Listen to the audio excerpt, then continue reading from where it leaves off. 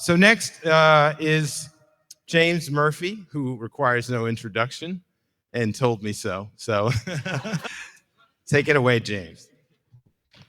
Good afternoon, everyone.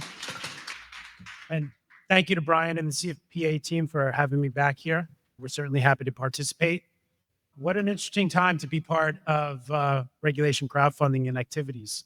I'm James Murphy. I'm Risk Monitoring Director at FINRA. My primary responsibility is overseeing the risk monitoring process for our 78 registered funding portals. It's been said a lot. There has been some consolidation. I think Jenny noted that earlier today. But, it's a story of growth. I've been involved in regulation crowdfunding and funding portal activities since it was incepted. Back in May of 2016, we approved 21 members.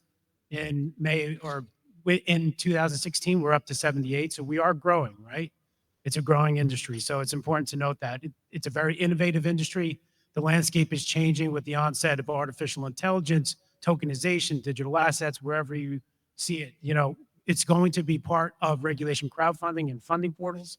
So it's really interesting, and it's a great time to be in this space to see how this industry has evolved over the last 9 years. I'm going to speak a little bit about sort of our regulatory operations program, for those of you who weren't here last year. But obviously, for our funding portal members, we have a regulatory operations program designed around their activities. So we have a membership process where if you want to become or launch a funding portal, there's a membership process associated with that. We have the risk monitoring program, which is what I'm responsible for. And then we also have our examination program, which obviously some of you are probably familiar with. We're going to talk about things that, about how to operate sort of a compliant portal and another part of my comments are going to be talking about FINRA Forward. So FINRA Forward is an initiative that has been launched by our CEO, Robert Cook. And there's sort of three strategic pillars with that. I'm from New York, I talk fast, so I apologize. And it's really about rule modernization, member firm engagement, and cybersecurity and fraud risk, right? Those are the three strategic pillars. So I'll get back to FINRA Forward in a little bit, but I want to spend a little bit of time talking about how FINRA interacts with our member firms, right? And so for the membership process, you're not a FINRA member yet, but there's a number of things you can do to operate or to launch a crowdfunding portal. So the membership application program, which is a separate program within FINRA, you can have pre-filing meetings. I don't know how many people are familiar with that, but if any of you have gone through the membership process, it takes time. We're reviewing your website, we're reviewing, the materials, we're reviewing the operational processes, design of your platform to make sure it's in compliance with the rules. So if there's any questions or concerns before you go through that process, right, and file that new member application, you can request to have a pre-filing meeting with FINRA, maybe to gauge your operational readiness and where you are as a platform. So there are tools that are available. There's also a number of resources on FINRA.org, how to become a funding portal member. We have written supervisory procedure checklists. There are materials that can be leveraged to help you through and navigate that membership process. If you're not sure, reach out to me. I will connect you with the right people to have those conversations, right? Now, I'll dig a little bit more into sort of if you're an active funding portal. Also a plug, for the last two or 3 years, FINRA we've issued this for a long time, but it's called our annual regulatory oversight report. For the last 2 to 3 years, there is a dedicated section within that report to the activities of funding portals. So if you're not familiar with that, it happens to be for our 2025 release. It's on page 31 and 32. So I encourage you, again, there are resources that active funding portals can leverage and utilize in this regulatory operations report. So what is that report? Really, it's a way for us, FINRA, to be transparent about the observations we're seeing in our member firms. And the section dedicated to funding portals is really talking about some of the things that we're observing, either through our examination programs or our risk monitoring programs. And we're going to touch on a few of those points with the time that I have. So books and records. We expect the firm to have books and records about the activities that are occurring through the platform, whether it's transactional documents associated with investments, issuer-related documents, but we have issues where some of the books records are not being kept. Now, the question is, or the thing maybe a funding portal should consider is if you're utilizing vendors, right? Which is very common in the funding portal space, right? We're highly reliant on, we have websites that are potentially being white labeled. You have vendors that are maybe keeping books and records, emails, whatever it might be. But best practice would be to ensure that if you're using a vendor to maintain your books and records, is do sort of regular check-ins. Are you able to access those records, right? Because when our examination program comes in to conduct an examination of the firm, we're going to be requesting those documents, right? So are you able to access those documents and be able to produce them, when requested either by us or subsequently the SEC, who also does exams? Another issue that is common is we're seeing more and more platforms are sharing their funding portal platform with other affiliates, whether they're registered as broker-dealers or non-registered entities that might be conducting other exemptive offerings outside of regulation crowdfunding. So it's important that if the platform is sharing that platform with the affiliated entities, that there's clear delineation. The investors need to understand that if there's a regulation crowdfunding offering being conducted, that is being facilitated through the regulated crowdfunding portal and potentially other exemptive offerings, whether it's Reg A or Reg D, whether that's through the affiliated broker-dealer or potentially a non-regulated entity. But clearly delineating that sort of on the tombstone or somewhere prominently on the platform that, so investors have a clear understanding of which entity they might be interacting with. And we're getting old, so it's hard to see. But another thing we're seeing as well is credit cards. So investors are using credit cards. There's nothing wrong with using credit cards, right? I'm not stating that. What is important, though, are the fees that are associated with the use of credit cards being clearly disclosed to investors? And another thing we've seen as well is if an investor makes a $100 investment via a credit card, is there the credit card processing fee on top of that? So is it 100 plus your investment? Or we've seen some situations where the fee is being deducted from the actual $100 investment.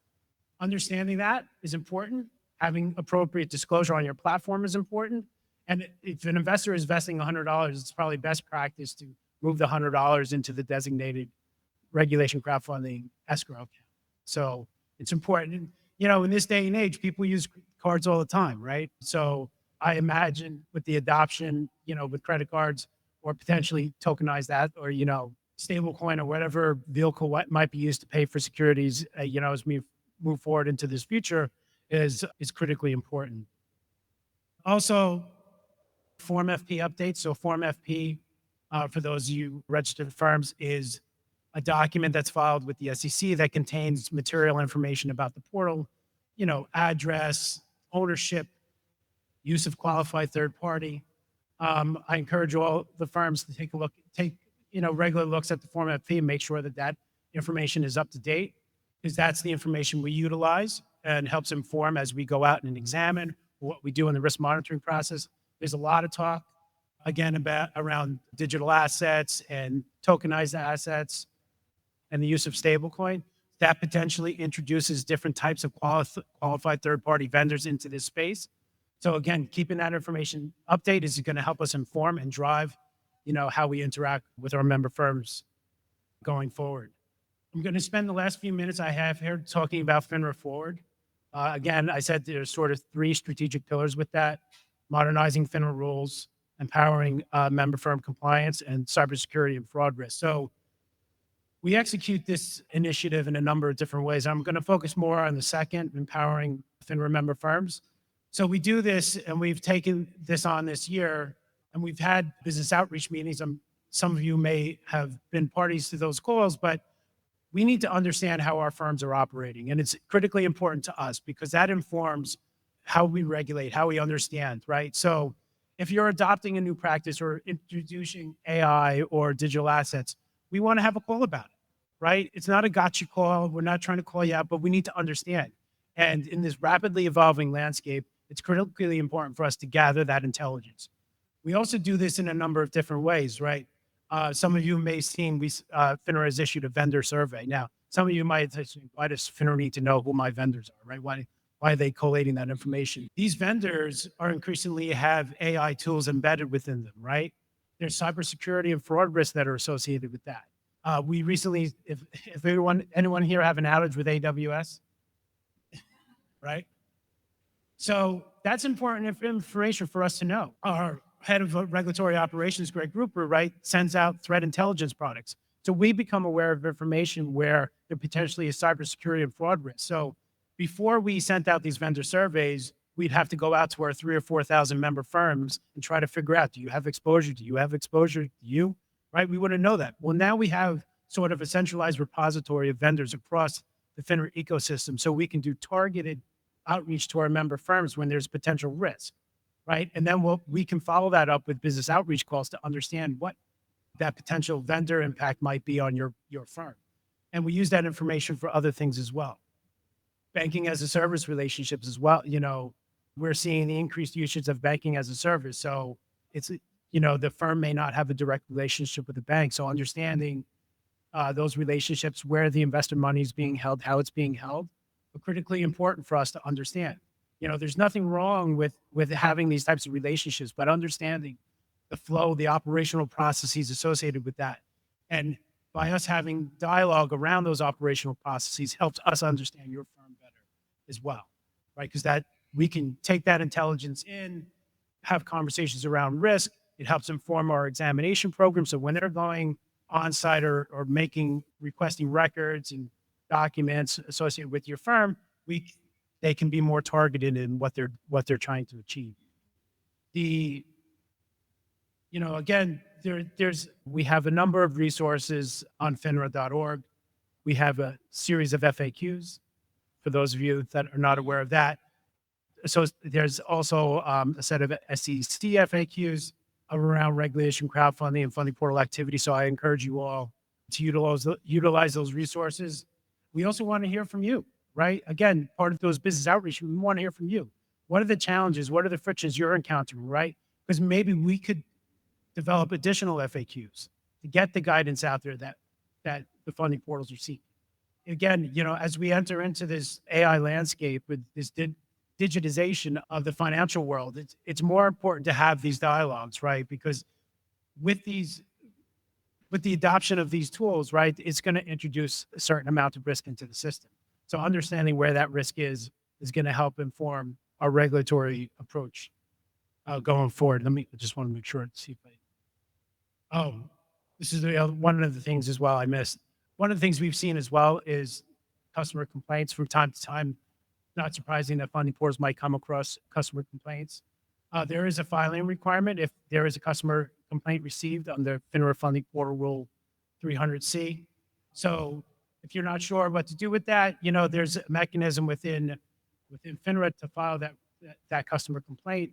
Usually it has to involve fraud or someone's potentially complaining about their investment or risk or whatever that is, whatever it might be. Just remember there's a process. If you're not sure, you know, reach out to myself or your assigned risk monitoring analyst, and we're happy to walk you through that process to the extent. I'll leave a few minutes for questions if anyone has open questions. Nice to see you. That, you know, we get communications from FINRA, and you've given a lot of context around some of the communications that we've received recently. It would be so great if with the communications we got that same context, because that would be so helpful, because we got like, I don't know, 15 questions about some of the things you mentioned, and it just came out of the blue. I didn't understand what it was. And just the context with those questions, as you've given it today, would be so helpful. And we'd be, I think, go a long way towards us understanding why you're asking these questions, et cetera, and make it much easier for us to answer them. Great. I'll take that feedback. We're happy to have the conversation as well. So don't be afraid to reach out to us either, right? There's no harm in reaching out. You know, we want to have the dialogue, right? We encourage it. I got a lot of questions. Sorry, I don't know. Jenny? Thank you so much for coming. It's always so helpful to hear from you.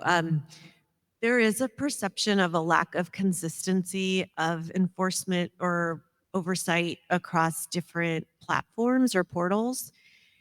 There are people that say that certain portals are allowed to do things that other portals have been told they cannot do it. So could you comment on that?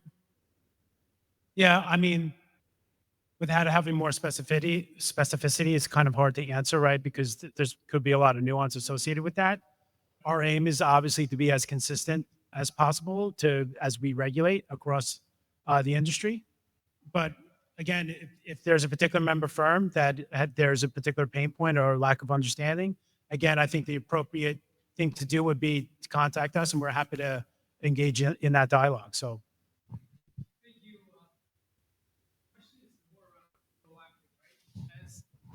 As we kind of continue with our platforms, right?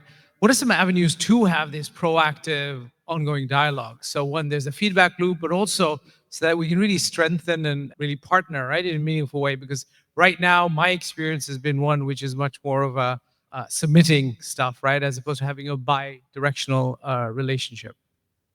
Well, again, as I said earlier, we started this year conducting business outreach meetings with the firm, which is we're happy to do in Zoom or in person, whatever the appropriate vehicle we want to use. But I think that's the first way is, having that one-to-one dialogue as opposed to a letter writing campaign.